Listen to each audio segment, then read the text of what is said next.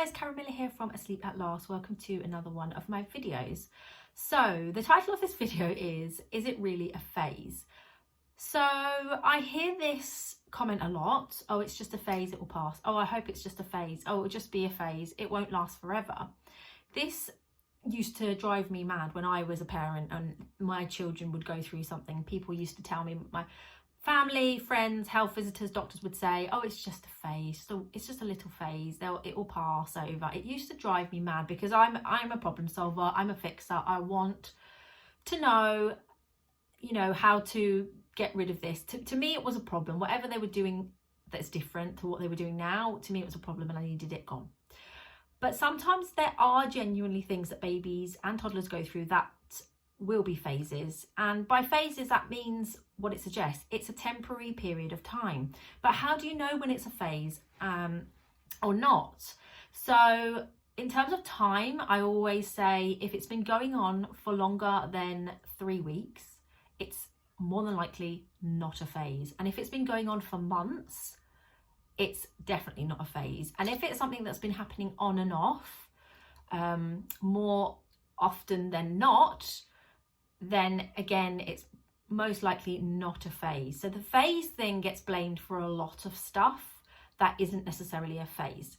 The phases that babies and toddlers do go through are also known as, or the big ones anyway, are known as sort of sleep regressions. And these do happen commonly throughout the first 2 years of life. But again, they will pass over. So the way a typical phase plays out is that usually your baby or toddler will be sleeping relatively well or has a pattern to their sleeping, and all of a sudden they are no longer doing what they were doing before and nothing has changed. You haven't changed your response to them, nothing external in their environment has changed to suggest that has caused it. It is literally a change that has come out of the blue. You should also notice that they're different during the day. Perhaps they're more clingy, a little bit more grumpy, not acting in their usual kind of manner, essentially. And that would suggest that they're going through a regression or a leap, a development leap, whereby after a couple of weeks you should see a new skill developing in them. Perhaps they start crawling, walking, standing, get some words, something changes with their communication. Something will change and come out of it. The way to respond to those phases, especially if you're not sure if it's a phase or not, is to just carry on being consistent and not introduce any new sleep associations or do anything differently for a couple of weeks, and then it's more likely to pass quicker.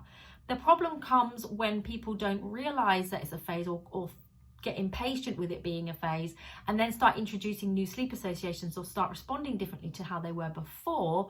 Then the phase goes away and the development's gone, the new development has developed, but you're then left with the sleep associations and the changes that you introduced that will then reinforce the same kind of pattern of behavior that then carries on for months.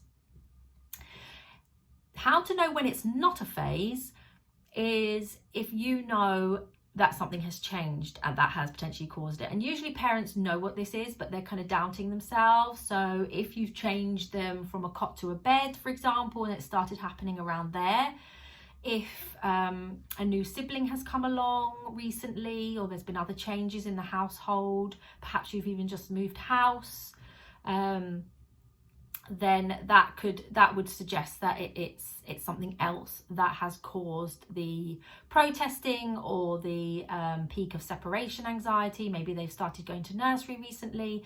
So yeah, if there has been other changes and their sleep has changed recently, sort of within a week or two of those changes, it's probably to do with that.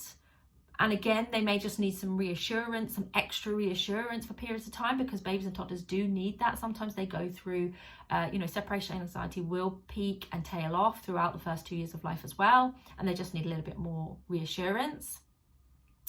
If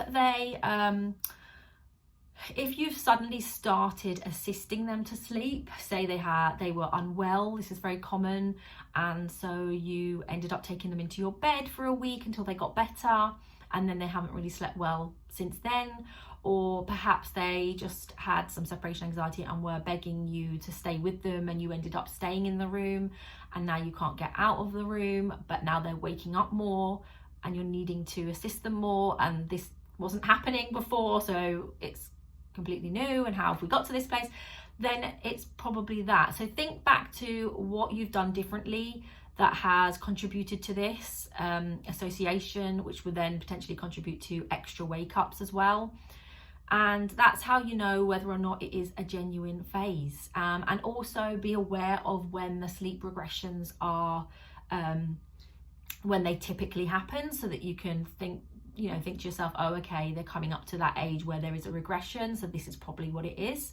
So those ages, just so you know, are 4 months, around 8-9 months, 12 months, 18 months, and 24 months as the key ones. So if it's around that time that their sleep suddenly starts changing and they were sleeping really well before, then it probably is a regression, developmental, or you see that they're trying to master a new skill. It's just temporary. Don't react, don't respond too much, be consistent, make sure they still always fall asleep by themselves, no matter what, whether you're in the room or not, so that you're not assisting, and it will pass.